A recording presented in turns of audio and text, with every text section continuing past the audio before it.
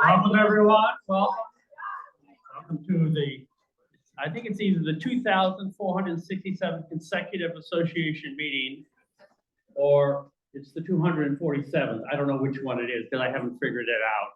But basically, I want to thank everyone here. We have a few empty chairs.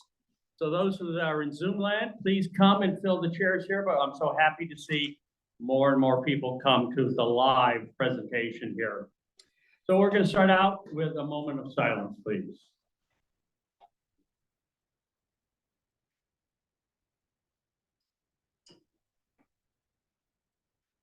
Thank you very much. And the first thing on the business, we're going to introduce any new residents. Are there any new residents here? Is this the first time you've been at an association meeting? Please stand up. Please stand up. I knew there was somebody here. And this is Mike and Lucy. Zabel, Z-A-V, you're at the end of the line, I'm sorry. Welcome to Mike and Lucy to our.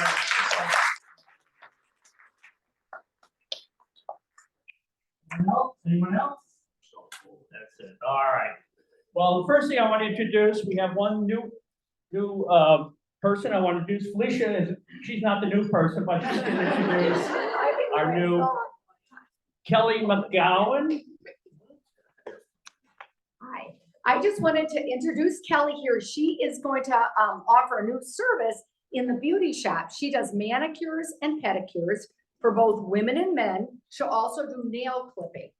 She's going to start off coming on Wednesdays by appointment. She's got a bunch of business cards we're going to leave in the beauty shop room. She's even available today. So I just wanted to tell everyone that come see her, come use her services, and I think that's it. And I wanted you to put a name to a face. Right. Let her say hello to us all. Hey, everybody, come and visit me. Thank you very much. Get your nails done. All right, and so the next on the agenda, as always, is our Chief Executive Officer, Jan. Give us the latest and the best of everything. Latest and greatest. Okay, good morning, everyone. Good morning. Just a reminder that our May board meeting of the Board of Directors will be an open meeting for the residents this month, and it will be held here tomorrow at 3 o'clock. So if you want to be a part of that or witness to the Board of Directors and what they do, you are welcome to be here at 3 o'clock tomorrow in Kendal Hall. So a little bit on the affiliation agreement. I said that I would keep you up to date. Pam Lucky, our board chair, and I went to Newark, Delaware on Friday. My travels are so exciting. So, and we met about the affiliation agreement. All of the board chairs and the CEOs were present, if not in the room, at least by Zoom, except for Kendal Crosslands, of course. I thought the meeting went well, so did Pam. I think that we feel a bit less stuck on the affiliation agreement, and we'll be hopeful that we will be getting some closure, and our goal is to sign that by the end of this year. The sticking points in the agreement are, of course, the Kendal name, who gets it, who uses it, and how do we do that? The services that will be provided by K-Corp. It's right now a very long list, and it's almost impossible for them to actually provide the services that they said that they will. So we need some work on that. And then last but not least, the cost of those services and how that's going to be structured. So we did establish a timeline and some responsible parties to get some things back to the group. And again, I said with the goal of signing it by the end of the year. So all went well. Newark, Delaware is nothing exciting, but it is University of Delaware. So I guess at times it probably is quite exciting. So just a reminder, we have a lot of apartments and cottages under renovation. We do still have some nosy residents that will at times enter those apartments and cottages that are under renovation. Please don't do that. If you want to see it, stop by the marketing office and they will be glad to take you in to see it if it's safe to do so. But popping your head in, going in, checking things out, I know you're dying to know, but please do not enter those apartments without permission. You know, I want to take a brief moment to talk a little bit about the 3 North Committee. As you may or may not know, the 3 North land use plan that was done and dated December of 2021 was actually a result of the Kendal at Lexington strategic plan that was adopted in early 2020. So the campus look and feel that was part of that strategic planning, there was a group that stated that we would expand and enhance wellness, fitness, and multi-purpose spaces, both inside and outside, as well as maintain and enhance the Calyx look and feel with both inside and outside spaces. So when we did the land use and it was completed at the end of 2021, we established the 3 North Committee in early 2022. And that was comprised of residents, board members, and administrative staff. And they were basically tasked with moving the 3 North land use plan projects forward. Didn't say it would be all of them, but what they are doing is that they are looking at the land use, they're looking at some low-hanging fruit, and they're also moving forward with some projects. So we did recently have a project that we were going to do on Sycamore Hill, and we have paused that project. And the committee will be going back and just taking a look at our processes, making sure that we're communicating appropriately. But we do realize that not everyone is going to agree with the projects that are created. There's always a bell curve. And I'm sure many of you were teachers and professors, you know all about that bell curve. There's this side of the bell curve that says no. And then there's this little hump in the middle. And then there's this other side that says, yeah, go for it. So the committee has been asked to report at this meeting on a regular basis so that you know and understand what's coming out of that committee. Our goal is to create options and accessibility for all people to enjoy life on our campus. So as I said, not all people are going to agree, but we do want to take that plan forward, and we are going to take that plan forward. So I just really wanted to just touch base so that everyone knows why that group was created, why the land use plan was done from the very beginning. So I hope that that was a bit helpful. And then last but not least, I did want to let all of you know that Kendal at Lexington will be receiving the Workplace Excellence Award at our June Leading Age Virginia Conference in Norfolk. This award recognizes a member community, and we are a member community of Leading Age Virginia, that demonstrates investment in their staff and workplace environment for the delivery of quality care and services, and demonstrates innovation in workforce development practices. So I wrote an article for the June Connections, and you will be seeing a little bit more detail on that. But we are pretty excited and looking forward to receiving that award. So that's 3 years in a row at Kendal at Lexington. 2 in a row were for individual staff employees, and then this one is overall award from Leading Age Virginia. So that's 3 years in a row. We're pretty proud of that. And especially with this Workplace Excellence Award, you know, the staff has been working very hard on not only pay benefits, but also opportunity for staff to speak up, be involved in the process of making decisions. So being recognized for that is pretty darn exciting. So thank you. Again, you get to go to the University of Norfolk, Virginia. Wow. But I think we can be very proud of everything that Kendal has accomplished in receiving these awards. It's all the work of all of us, not only Jan and her staff, but the rest of us that helped make this award possible, and we're grateful for that. Now, Delaware is a very nice state. If you've never been there, I don't understand. Rehoboth Beach, beautiful beaches in Delaware. You're near Ocean City, Maryland, if you have to cross the border. So, you know, I have to defend that state of Delaware. They're the first ones to join the United States, the first state. So, I mean, there are some good things about Delaware. Maybe not Newark. Get the next meeting at Rehoboth Beach, I will be very happy. I will be at Rehoboth Beach, but it'll be after the third Wednesday of next month, I think. But anyway, sometime. All right, next up we have Todd. Todd's going to give us a That's for part two. That's the sustainability. Oh, that's part two. Oh, good. Thank God, because this technology we got to be careful about. Anyway, Todd. Thank you. Good morning. Good morning. I made a note of who got up and left when Jan was done before I started. Did you see that? Felicia? Uh-huh. I'm gonna have some words with Felicia afterwards.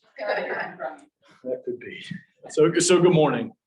We have been busy. A lot of project management going on with the marketing folks, with the facilities and sustainability committee efforts, and even some of the horticulture side of things. The short list I'm going to go over with everyone this morning are more of the broader impact, broader visibility ones, rather than every little minutia that's going on right now.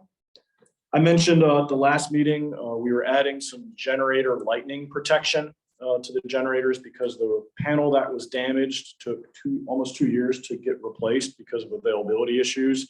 The new one's in, and the guy said, you know, that panel is still pretty vulnerable to lightning. And when I regained consciousness after that, we talked to him about some upgrades to that. They're coming tomorrow morning, supposedly. So it should be corrected here shortly, and we'll have new good control equipment that is a little more protected from some of the electrical problems we have in the area. The employee lounge that was talked about last time, the survey is done. There were nice charts and graphs made of the responses. An initial evaluation walkthrough was done last week, and I have a meeting tomorrow to start meeting with the stakeholder team to identify some things we want to do that is our higher priorities based on the survey that came back. Will, the maintenance manager, his last day is Friday of this week. So if you see Will, wish him good luck in Georgia. No comments about Georgia versus Delaware. I'm not sure how that ranking would be, but moving to Georgia in the summer, go for it, Will. Have a great time with that. We are taking applications currently for that position. We have not started interviews, nor obviously hired a candidate yet for that. So if anyone knows a great hands-on leader, manager, supervisor, please let me know. We'll be happy to take more. I think we've gotten about 8 or 9 applications in so far, and we're still trying to cast a good net and get a good pool of candidates to choose from on that. You may have noticed out near the Kendal entrance, those utility boxes that are down the hill, there is one fewer box as of 2 or 3 days ago. We are working on a screening project to have some plantings that screen them without angering the neighbors, just to get rid of kind of the unattractive utility boxes down there. But during that project, we identified one of them that was obsolete, didn't need to be there anymore. So it took about a month and a half, and the 2 involved utilities finally came in and ripped it out this week for us. So that's great. We have a new maintenance tech who is actually today on his first day. So he's walking around. I did not think he could probably find Kendal Hall yet. So I will bring him to the next meeting and introduce him. His name is Jerry. I stole Kenny onto a project team, as some of you know. So we're going around addressing insulation and construction issues and things like that. That left Will's maintenance team 1 man short. Jan and Felicia authorized and funded a backfill for that. So Will is now back up to full strength, and I have a small project team, which is fantastic. So the new guy is Jerry. I will introduce him at a future meeting. Crosswalks and curb painting. The paint arrived, and we scheduled to start that work yesterday. And we looked at the weather and decided that would be really stupid. So we're watching the weather. They may be working on that today or this week. Please don't drive through the cones over brand new crosswalks. We're trying to do them smart, where we paint half and cone it off, and you can still use the road. And then when that dries, then we'll remove the cones and do the other half. Please comply with the traffic safety cone devices we put out so we don't have tracks. So I'll go over with our new paint. You may have noticed Becky's office has a door on it now. So if you're meeting with Becky and you need to talk about your $1 billion Bitcoin password or something, you can now close the door and do that in security. The carpet there was not even, and we did have to put a small threshold at the door. I think it's very low and it's very reasonable, but there was not one there. So please take a look at that when you're going out and make sure no one trips over that. I think it's going to be fine. We did have to mitigate another safety issue with the seam right there, but I don't want to add a new one. So just please be careful coming in and out with the new configuration that folks aren't quite used to yet. The external door security project is moving forward. We had a group of companies here now twice, and they brought their mobile showroom in the past, and I know a good number of residents actually went through and played with all the devices in there. We've got a vendor identified tentatively who's coming for our confirming meeting in about 2 weeks. They are bringing samples of the exact hardware we've selected. I have their initial quote, which is both hardware and a lot of IT and wiring and things like that for the controls for this sort of thing. And somehow it came in under budget, which never happens. So I probably asked for the wrong thing. I don't know. They're coming up a little nervous about that. So we had identified 15 exterior doors as phase one. When they come on the end of May, it looks like we're actually going to be able to increase that even a little more on phase one, which is great news. So a lot of the back doors to dining and things like that, we'll probably be able to add that security to them as well during this first phase with the existing budget, which is great news. So end of May, we'll have some more details about that. And, I've got a pretty good group of stakeholders invited to that to hopefully represent everyone's views on that. There are talking about crosswalks and curb for safety. We do have some window limiting devices on order come in because we've found some windows that are not supposed to open all the way, but do. So we have some safety hardware coming for that. It's on order. It's not here yet, but they're kind of small behind the scenes things that when a resident or a staff member or a committee identifies that, please get it to me or to Sharon, and we'll put it on the list. And when we're able to, we try to address things like that. And as of this morning, the insulation machine was approved. So I talked about that project work with Kenny. A lot of the things that we've identified are moving forward. We've corrected some insulation and new HVAC in 3 locations. We're almost done the 4th. We have been renting some of the specialized equipment, but by the time I send 2 guys to Roanoke, because it's not available in Lexington, and they rent something and then they come back, and then the next day they have to return it and do that sort of thing. It's a significant expense. So being the nerd that I am, I made a little spreadsheet and analysis and convinced the bosses that, you know, if I buy one, it will actually pay back very, very quickly. And they bought it. They bought my argument and then they bought the gizmo from me. So that worked out, and that'll be here soon. And that's going to be used very widely. I intend to actually redo all of Anderson North and South once the new roof is on, and that project is progressing as well. The second vendor's final numbers are due within a week. And I think we have 2 very good, high quality quotes to choose from at that point, and that project will move forward. Okay, so barring any dire questions, that was my update, and I'm going to stay up nearby for the sustainability folks going next. Okay. No questions? Thank you. I guess you're off the hook. I am. I'm the first guy, but I got to set the computer on real quick. Oh, So I'm yeah. going to hand that back to you. All right. I went to school in Georgia. Georgia's a very nice state. Anyway, the next one is Jane Comstock. She's going to give a presentation. Is that correct? I'm the first part. And then It's a 2-part. All right, well, we have Todd back again. Please do not say anything bad about any other state. Nor the previous speaker, I promise. All right. All right, well, this is high tech here, but I'm sure it's going to work because I don't see any of the IT people here. So I think we should work all right.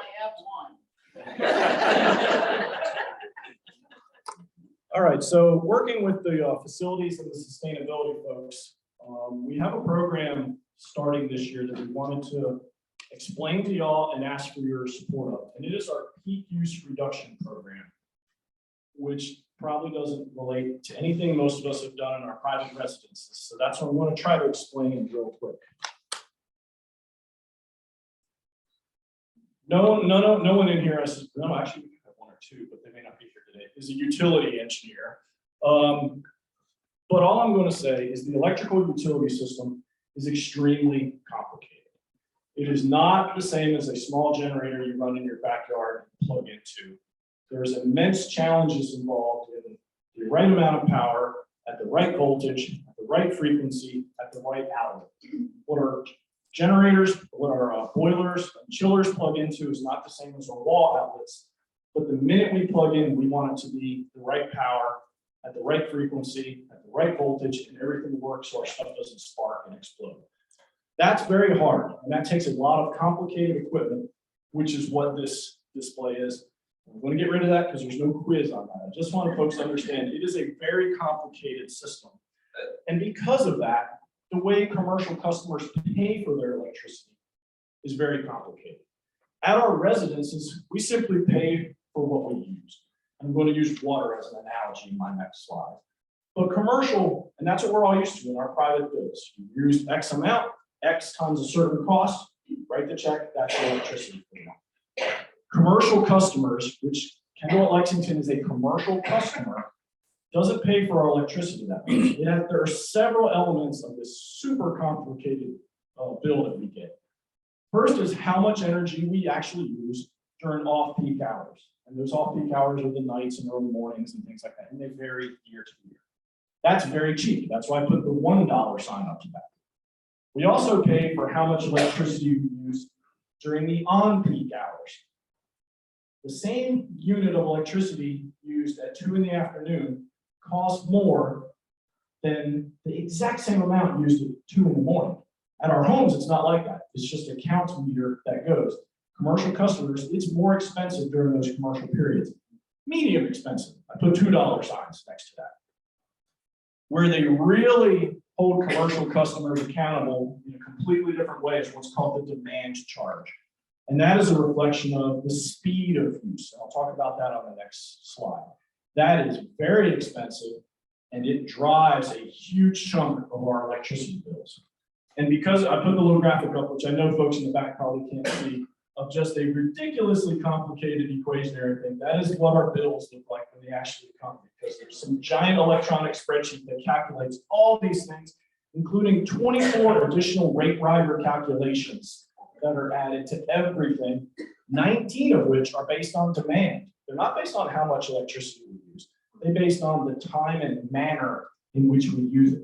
That is really important. And that's what we're talking about with our peak use reduction program. Because of this, I'm going to use water. So I'm not talking about water today. We are talking about electricity, but water is very easy to visualize.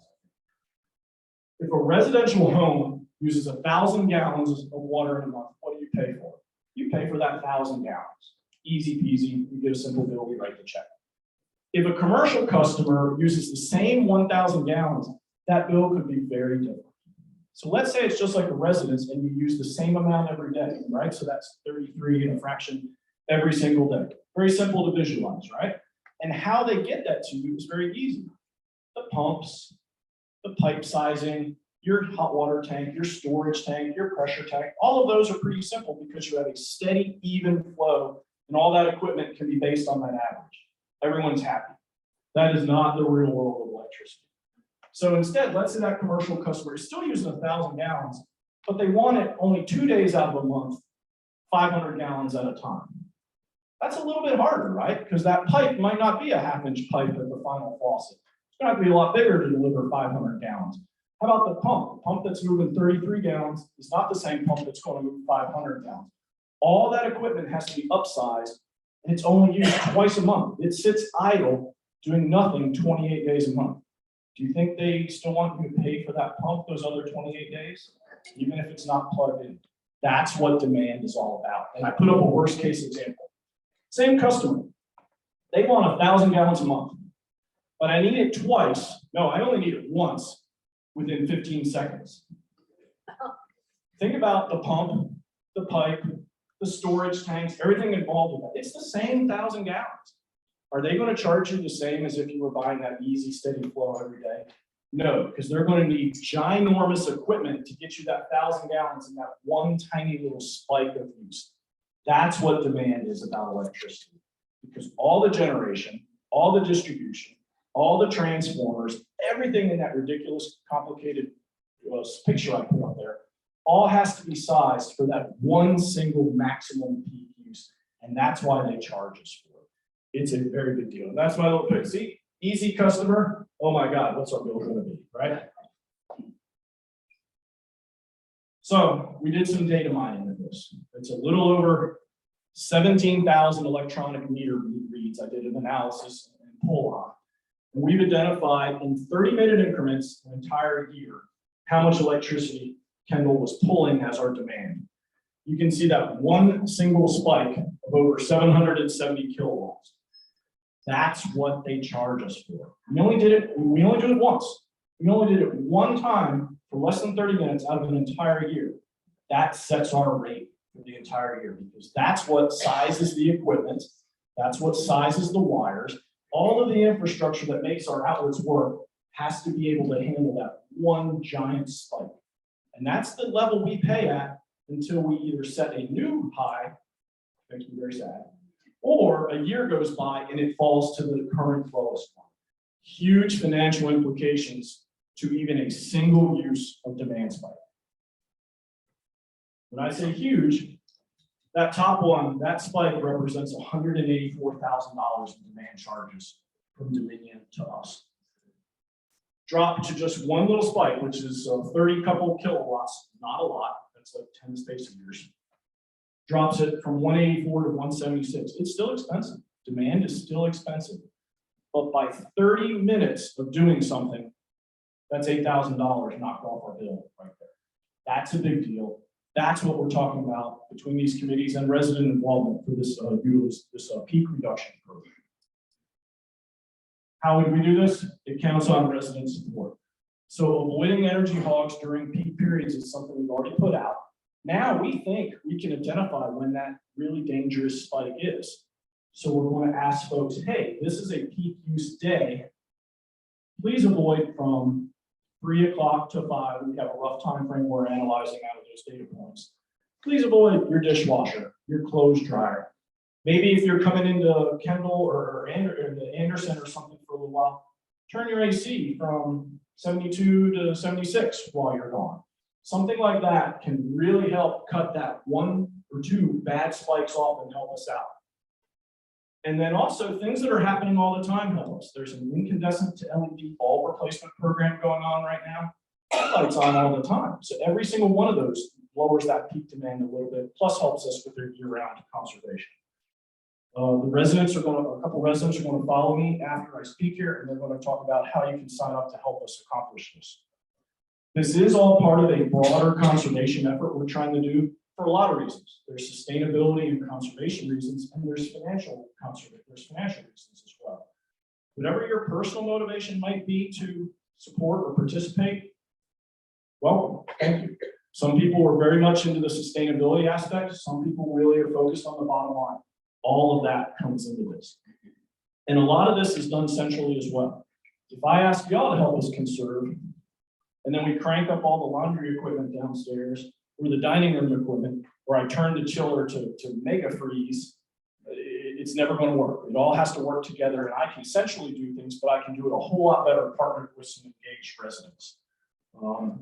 And these all work together, not just peak demand, the overall conservation, fixing some of our controls so our systems work more efficiently that we've been working on. All of that works together to get it there. And if we're talking about finances, and I got this number from Felicia, which is probably why she left. Whenever we talk about expenses and costs, every $92,000, whether we have to add to a budget due to expenses or bills going up, or if they didn't go up and we avoided that, or if they go down, every roughly $92,000 equates to a 1% change in the resident fees. So if we're able to hold the line and avoid these escalating energy costs, that's an increase that doesn't have to happen. I've actually in the last 3 months been able to pull our bills down, actually not just hold the line, but actually reduce them a little bit. That could mean, hey, the planned budget was this. We actually don't need that much. So the matching increase could be less, 1% to 92,000. That's kind of the goal that we're looking at on that. Why did they ask us to talk about this today? Because like I said, this is a joint effort between lots of folks handled internally, but also with broad resident participation. So that's my part. I'm going to hand it over to the committee members to talk to you all some more. Thank you, Todd, for that excellent explanation of how peak use is calculated. I saw some furrowed brows out there during the presentation. We're not going to have a test, but you may need to have a remedial session later. I wanted to underscore a couple things that Todd emphasized in his presentation from the point of view of the convener of the Sustainability Committee. The first thing I wanted to say is the peak use reduction program, as Todd said, is part of a broader attempt to promote energy conservation and water conservation on campus. There are two other initiatives that the Sustainability Committee is engaged in, and you've seen a couple of those. One is we're doing a monthly column in the Connections newsletter, which we call Conservation Tips. And these are just straightforward little suggestions on what you can do as a householder to trim energy use. The second thing we're doing is we're involved in, many of you have responded to, a survey on your use of personal lighting fixtures. So we're pressing to convert to LED lighting in your own personal lamps and other fixtures. That is an ongoing initiative that we're engaged in. The second thing that I would say is that the conservation initiative involves a close collaboration between the Facilities Committee, the Sustainability Committee, and of course the Maintenance Department. I think it's important for you to recognize that we both can contribute different things to this process. The LED lighting situation is an example. The Facilities Department has been converting to LED lighting in the general atmosphere here. What we can do is be the leg people, the people that go out and actually talk to you about what you need in the way of LED lighting and help you to make that kind of selection. And that's the process that's going on now.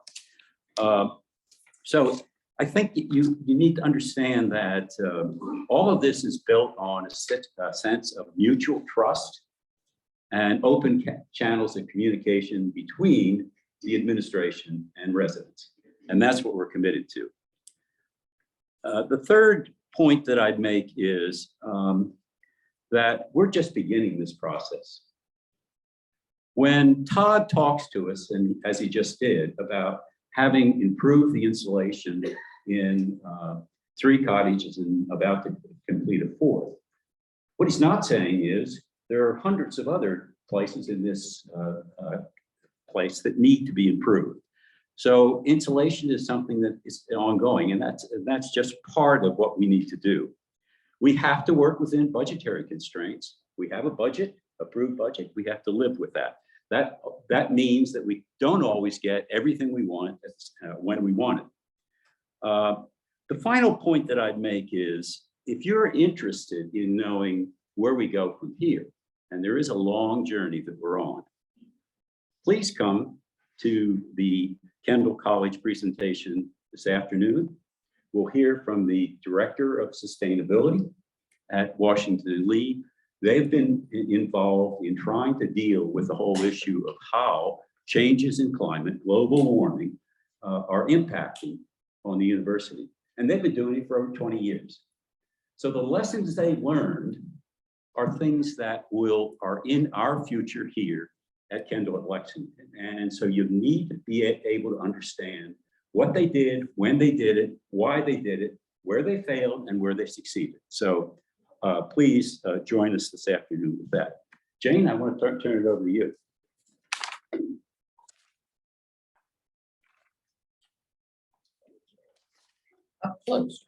This is our closer, by the way. Yeah. Okay. Hi, folks. Good to see you. Jay Kohler. Oh, hi, folks. So you've heard, Closer. closer. All right, I'll do my best. So you've heard a lot of technical stuff, saw a lot of graphs, heard some information from Bob here. My job is to get us pumped up about this peak energy day alert program that we've been discussing here, so that hopefully going forward, energy use and energy costs here on campus are going to be reduced. So I'm your beat the peak cheerleader, if you will. I don't have pom-poms today, but I'll try to be enthusiastic anyway. I see what we are doing and hoping to do as a chance for me personally to be aware and to decrease my energy use. Admittedly, when we talk about the peak energy use level that we're hoping to decrease through this program, it's more about reducing costs, I think, than anything else, which obviously means a lot to everybody here. But at the same time, this effort can also get each of us to think about what we can do to save energy ourselves, such as turn up the thermostat a few degrees. When during the day are we going to use our electrical appliances? Can we use them during off-peak hours? How many lights do we have on? Can we turn some off? And if we do have lights on, are we using the new LED light bulbs that are available? And certainly as summer approaches and we have hot days, sun shining in, closing blinds just to keep it cooler, so we're using less energy and less air conditioning. This program, we really haven't gotten into the steps of this program and what it involves as far as all of you are concerned. But we will, and you will understand it, hopefully. And I want to talk about what are the next steps that are going to happen. The first thing you will notice is that in the June connections, and I think it will be on the very front, I think it's going to be on the front page, maybe. We are going to have a short report about what we've talked about here and introduce our flyer that we have created about the peak energy use day alert. Anita did a beautiful job of creating our flyer, so I thank her. She was very, used lots of artistic and other types of computerized skills to get it done, something I would not have been able to do. So that'll come out soon. And then during probably around mid-June, we are going to pass out cards to everybody in your mailboxes. They'll look something like this. It'll have the few simple steps that you need to take when alerted to do so. And it'll be on paper so that you can maybe hang it on the wall or place it near your thermostat as a reminder. I am listed on here. My phone number, which you can either call or text, is listed if you want help, if you want a little further information, if you don't understand, whatever. And we really ask you to reach out to us because we want as many people to feel comfortable and be able to participate as possible. The more that participate, the better this is all going to work. And what this says very simply, what am I supposed to do? You're going to turn off your air conditioning during the hours and on the days of the alert, which you will be notified. And that's really the simple thing. Basically, we're looking at very high temperature days. And we didn't really quite discuss that. Yeah, I'm still doing some of the analysis on Some of that. It won't be very many days. It's just going to be the very high risk ones we're able to Yeah. identify. But we're assuming that during probably July and August, maybe earlier, there will be some days when it's gonna be really, really hot around here. And during those late afternoon hours is when we're gonna be cranking out the air conditioning and raising the peak.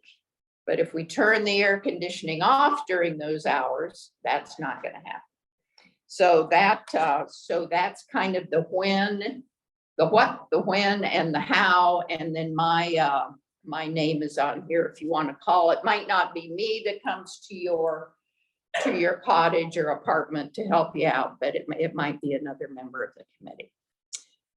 So now back to you all as the cheerleader here. I would like everybody in this room who would be willing to take part in our peak day alert to either stand up or raise your hand. Nobody wants to stand up, for heaven's sake. This is a rather lazy group. Saving energy. Yeah, that's right. Well, and we're all in this together. I'm excited about it. It's, it would be great if in the end we could realize that, hey, we worked together, we made a big difference.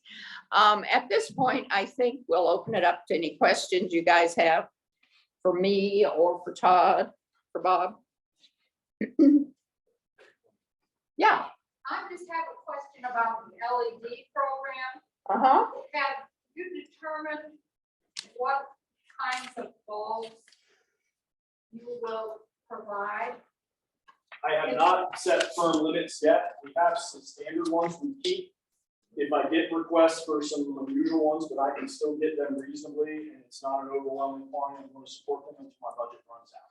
So I have not established firm limits yet. If you identify what you have and what might be worth upgrading, we'll look at it and I'll try to solve it if I can. Okay, thank you. I'm thinking of three-way bulbs. Yep. I don't stock 3-ways, but there are 3 ways I can do. Okay, and possibly candelabra. Same thing. I don't stock them, but I can get them from my wholesale. Thank you. Another one down here. Yeah. What do we do with bulbs that we haven't used? I can take it. Give them the mic. Oh, The question was, what do you do with bulbs that you have not used, so that are still good, that have not burned out yet? I'll have to get back to you.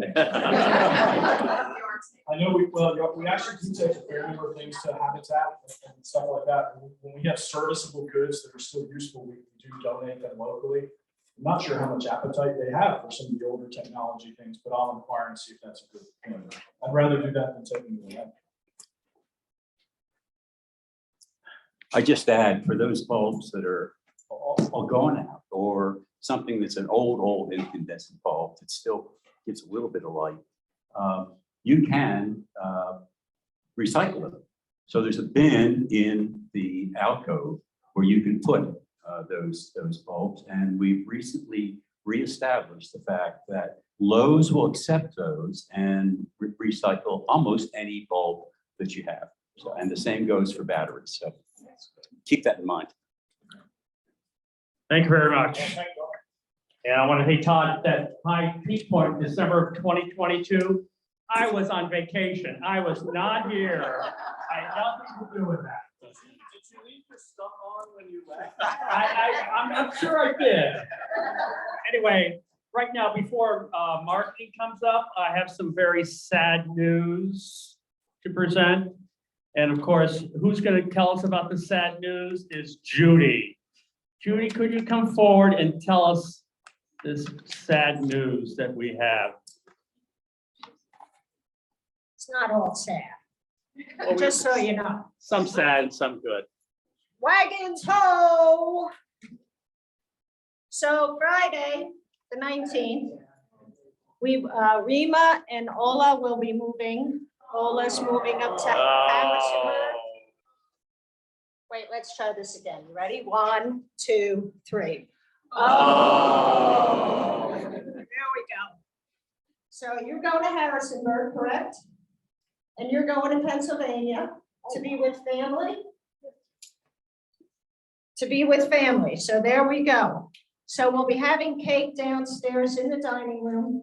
Depending upon how many people show up, it might be a very small piece of cake. But that would be at 3 o'clock on Friday. That's a farewell to Ola and Rima. But here on my right, is Ina. Say hi. There you go. Say hi here. And Ina, who is also a Ukrainian refugee who chooses to stay in the United States post-war, will be joining our flock downstairs in dining.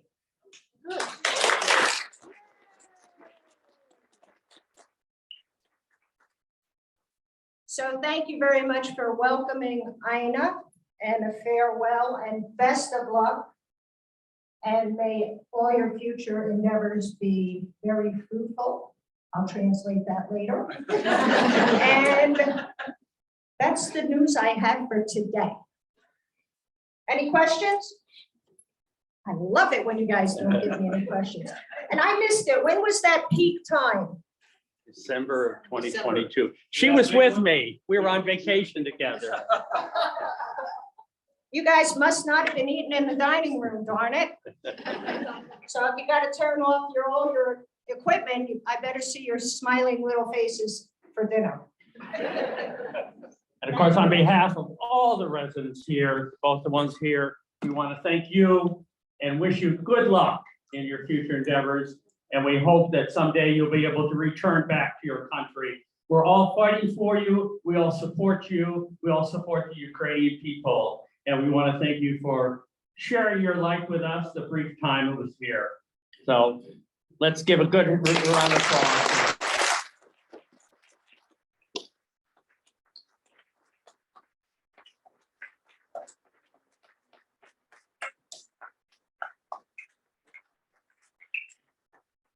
All right, next up, we have marketing. We have some other good news on marketing here, so. We do.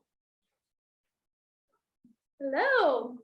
I am excited to introduce our new director of marketing, Erica Turman. Started with us a few weeks ago. Trial by fire, though. She is doing a great job, and we are so excited to continue to learn and grow with her. So I'll let her tell you a little bit more about her, and then I'll come back and do my report.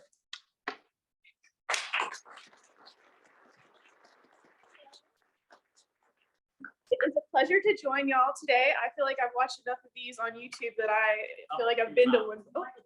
I've watched so many of these on YouTube before of where we record them that I feel like I've already been to a couple meetings already. So it's nice to physically attend one. I'm so thrilled to be here. On May 24th, it will be 1 month already, which is hard to believe because this has probably been the fastest month of my life.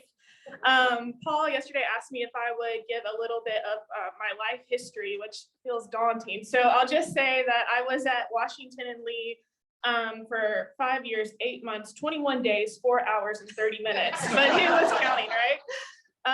And I had just a great time there, and I'm so thrilled to be here with you all as well.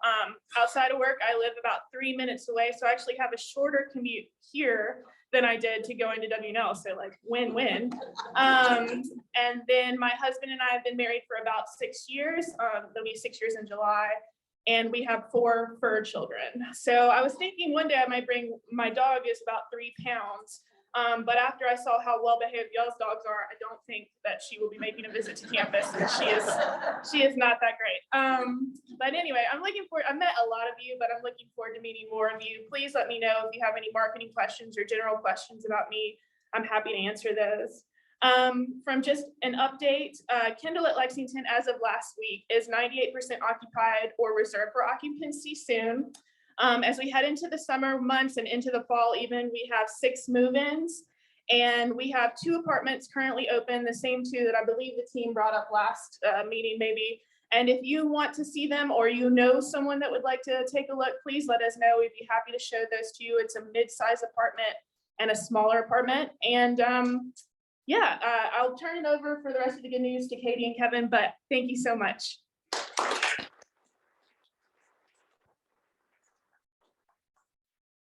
Back again, just gonna tell you our normal report.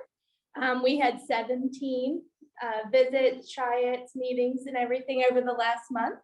So poor Erica is trying to get to us and we're not there, but we'll continue to work with her. Those people came from all over Virginia. We had Stanton, Lynchburg, Standardsville, Charlottesville, Portsmouth, North Garden, and Madison, all Virginia. And then we had people out of state coming from Wesley Island, New York, Durham, North Carolina, Auburn, Alabama, Berkeley, California, and Milton, Georgia. So we're still getting them from all corners, and we'll let Kevin talk about what that resulted in last month. Thank you. Good morning.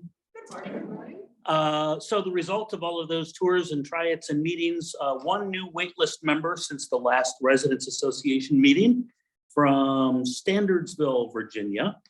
That brings us to 11 new waitlist members for this year so far, which brings the total up to currently 182 couples and individuals on our wait list, 44 of whom are on our ready list.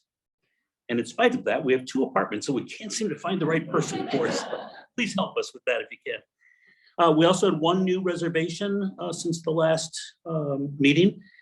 At 34 Sycamore, that's the cottage where Tom Maxwell resides, and he will be moving into an apartment here, an independent living apartment later in June.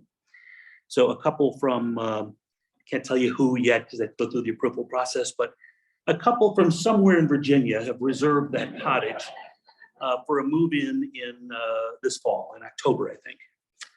And then we did have one internal move this past month. Sarah Gettings moved from 103 Sycamore to apartment 324 and move in from Santa Fe, New Mexico. You met them a little earlier. Mike and Lucy Zabel moved here from Santa Fe into apartment 5. So that's everything for marketing. Thank you.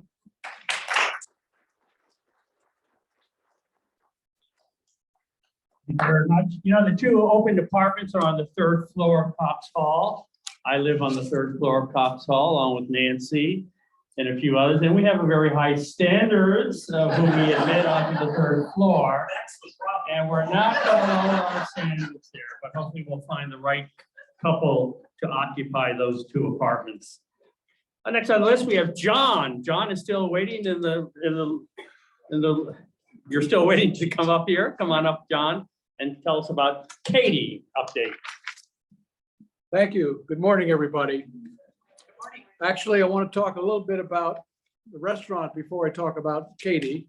The restaurant to me is one of the nicest amenities that we have, especially now that it's opened up again after COVID. BC was a totally different experience. When I first moved in here, I got to meet quite a few people because they invited me for drinks and then we went to the restaurant. And now that that's available again, that's a real plus. The restaurant can be used, as I just said, to meet new people. It can also be used when you have family visiting and you want to have a special occasion. And by the way, the food is fabulous in the restaurant. So what's the news? What does Katie have to do with that? One of the problems that we encountered in the past was we were never quite sure when we set up a meeting with somebody, whether we actually had a reservation. We'd leave a phone message, but we might not hear back confirming that. Certainly not right away. Sometimes you never heard at all. You had to go and check, which made it hard to plan for a meeting.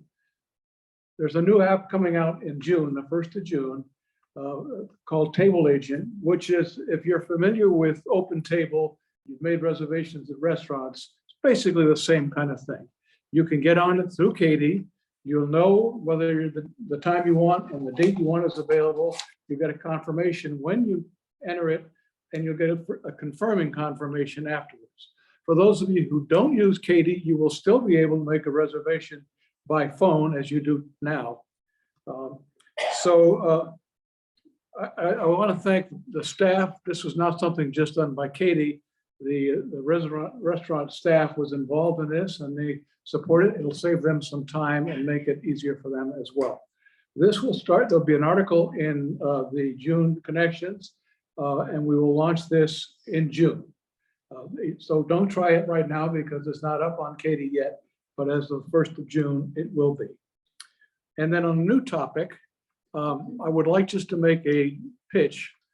The committee would like to recruit a few more people to be part of the Katy committee. There may have been some hesitation by people about, oh, I'm not technically savvy, I can't do anything. That is certainly not the case. What we can use is your life experience, your suggestions, your ideas, and help us make what's already there more effective or try new things that might be useful to the population in general. I'd be happy to answer any questions.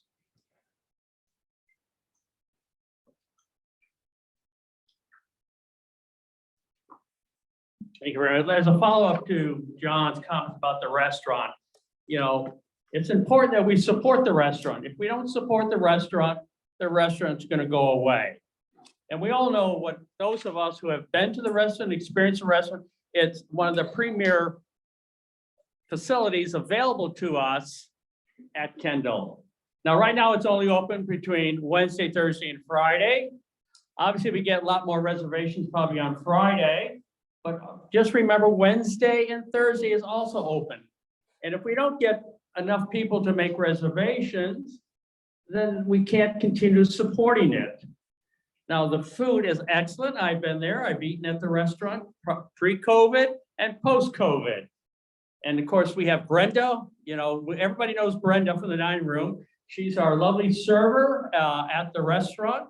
So, you know, you get good quality service from Brenda. But I just want to say that it's important that we support the restaurant. It's a good way to use your points. You don't want to lose points, you know, a lot of us probably lose some points, but this is one way of using up your points that you haven't used that month. But invite friends, your co-residents here. Say, let's go to the restaurant on Wednesday, on Thursday, or whatever. Let's get together, whether it's just 2 of you, 3 of you, 5 of you. It can be up to 6. If you know 6 people here that you're willing to eat dinner with, please invite them. Let's get together and make a reservation. So we want to support this because what we're looking for is having the restaurant open every week, not just every other week, but every week, just like it used to be before COVID. So it's important that we support it. I could ask you, how many have already eaten in the restaurant? How many have eaten there more than once? In the old days. Well, I'm glad to see that there is enough people supporting, but we need everybody, all 200 residents here going to the restaurant. If you've never done it, please make a reservation and you'll be surprised. You'll be really grateful that what a great facility we have here in the restaurant. So that's my pitch for the restaurant. Is Dorothy, is that, where's Dorothy? Is that good enough? Okay. All right, so now we have Diane to give us a little update. To add what Paul was saying, we ate there last week and, you know, you just hit the right day at the right place. It was one of the 10 best meals I've ever had. It was wonderful. But I'm here to talk about the Culture and Entertainment Committee. We kind of live with a foot in 2 months because we're doing the things in May, but we're heavy into planning what's going to happen in June. So I have to think, now, is that program today or is that next month? And at the beginning of this month, when we began planning for what we would be scheduling in June, there was not much on the calendar in the committee. I really have to thank them for their efforts. June has really a lot of different activities that are going to be happening. We have 4 trips. We wanted to wait until it wasn't too hot, not too cold to schedule some trips. So those will be coming up. Now back to this month, we have a student recital this Friday. Julia Gadamova has her little kids that are taking piano lessons. If you want to come here and hear their recital. Next week on the 25th, Pam Crane is going to show slides and talk about her trip to Antarctica. So we're looking forward to that. We also, one of the things that's really wonderful about the committee is that with new people coming on and new technology, we have new things that we can take advantage of. And so we're going to be seeing some of Garth Newell concerts live streaming in here. And we thank you, Vic, for doing that. So keep posted on the bulletin boards for what's coming on. And then we are going to have a talk about the Frontier Culture Museum, which is up in Stanton. And we're having, I can't say her name right now, who was an employee there for 25 years, talk about German culture, which is one of the cultures of one of the buildings up in Stanton. And she will be here on the 30th of June. And we're going to follow that up with a trip up to the Frontier Culture Museum on June 8th. We'll have a bus up there and we'll follow that up with lunch at Mrs. Rao's restaurant. And as it comes with timing, we also now are scheduling a bus to go to the Marshall Foundation's Legacy Series, and that will be that same afternoon on June 8th. Another one of our trips in June will be to go to the D-Day Memorial over in Bedford. Bedford lost by percentage of population the most people on the D-Day invasion. So Congress certified that they could build a memorial there. And it's really quite impressive, the different parts that are on this big campus. The trip to the Frontier Culture Museum and the D-Day Memorial will include carts for people to ride in. And then a month from today, or on the 14th, we'll have a talk by Molly, that isn't her name, Molinera, who's with Doctors Without Borders, who has done 10 different missions abroad in different countries, and hear about that program and what she does. There are other events on the calendar that other committees have done, and I urge you to keep abreast of what it is that's going on through Katie, the bulletin boards, and Stephanie's emails, because there's a lot going on here, and I appreciate everyone having ideas for programs. We always welcome more ideas so that it makes it interesting. It's been interesting even to attend here this morning and hear all that's going on. Good place to be. Thank you. Our final speaker before me, of course, will be Bob. He can give us a little update on Kendal College. What an assignment to go before Paul. I've already made my pitch for why you should attend Kendal College this afternoon. Our speaker again is Jane Stewart, who's the head of the Office of Sustainability at Washington and Lee. I first met Jane about 18 months ago when a small group of us who were concerned about climate change invited her to meet with us. She was gracious enough to come over to campus. We spent about an hour and a quarter, and I was just blown away. And it took me as a longtime environmentalist to say, this is really a bigger picture that we need to look at, and how they went about doing this is what she's going to talk about. Anyway, quickly, it's a 3-session.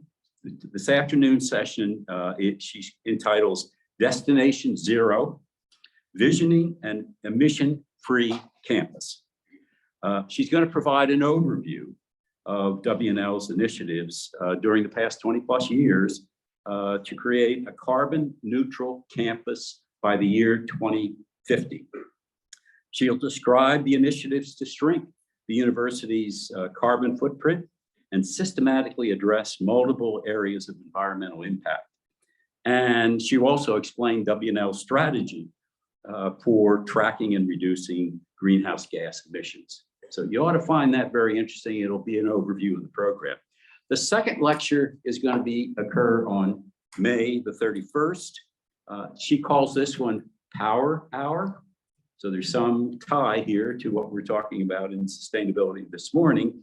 And she'll identify the approaches W&L has used to reduce energy consumption and shift to green energy sources.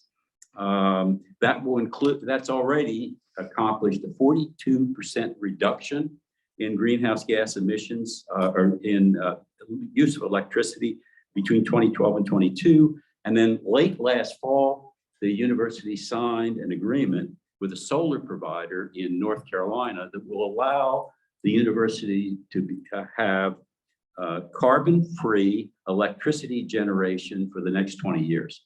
So that's a major step forward as well. Her third lecture is going to be on explaining the urgency of the situation. She calls it No Time to Waste. And she'll discuss there the importance of campus-wide waste reduction programs and share her thoughts on avoiding what she calls false futurism and seizing upon emission reduction strategies that are possible right now. So that's the program. I think you'll find it a very entertaining, a very interesting program to participate in. Any questions? I don't have any answers, so. Thank you very much. Well, remember last month, I think we were about 5 minutes early, and the month before that, another 5 minutes. So I think I have about 20 minutes of my remarks that I'll use up. The biggest thing that's going to happen, you're going to receive in your distribution boxes a notice of the Staff Appreciation Fund. That's what's coming up. You should have a notice in your box by the end of the week with notices to consider donating to the Staff Appreciation Fund. We do this twice a year. This is to give a gift to each of our staff members, the ones that we see every day, our housekeeper, the ones that are in the back kitchen that we never see, some of the maintenance people, everybody that works for Kendal will share in the Staff Appreciation Fund. But we have over about 120 people. Jan doesn't get a dime from us, either does Danielle. The high rollers they get enough money from us anyway. So anyway, but the worker bees, the ones that do all the work for us, the ones we know or don't know, they're the ones who share in the Staff Appreciation Fund. We do it twice a year. Last December, we raised over $100,000. So we know it can be done, and we're going to raise another $100,000 this time. But when you get the notice this week, please write your check fairly soon. Don't wait. Put it away and think about it. There's nothing to think about. We want you to write a check as soon as you can for this appreciation fund, because we only have a few weeks. On June 23rd, they'll have a staff appreciation party, and that's where they'll make distribution of the checks. So within the next 3 or 4 weeks, we want everyone to write their check. Now, you may have to wait until the 1st of June before you get your Social Security check. Okay, I understand that, but please have your checkbooks ready and please write a check. And we give you some guidelines. Everyone wants to know, well, how much should I give? Well, we're talking about a half of a year of tips. That's 181 days, January 1st to 30 June, 181 days. Should I give $2 a day or $3 a day or even $4 a day? Each one, we all know what our financial situation is. We don't expect everyone to give the full amount, but some of us can give more. If you can give more, please give more. Be as generous as you can. And I'll be talking about this and you'll get more notices, but please, $100,000 is easy to reach. We already reached it once, we can reach it again. So please consider that. Saturday is the yard sale. We thought it was last Saturday. Some people showed up. There was no yard sale. The sun wasn't shining. Understand the sun will be shining some part of the day on Saturday. So please, the yard sale Saturday from 9 o'clock to noon. So please go out there in the parking lot and don't spend all your money. Write your check to the Staff Appreciation Fund. Anything left over, you can purchase at the yard sale. Also, a few weeks ago, we all received a flyer in our distribution boxes about a talk that was going to be given at Washington University.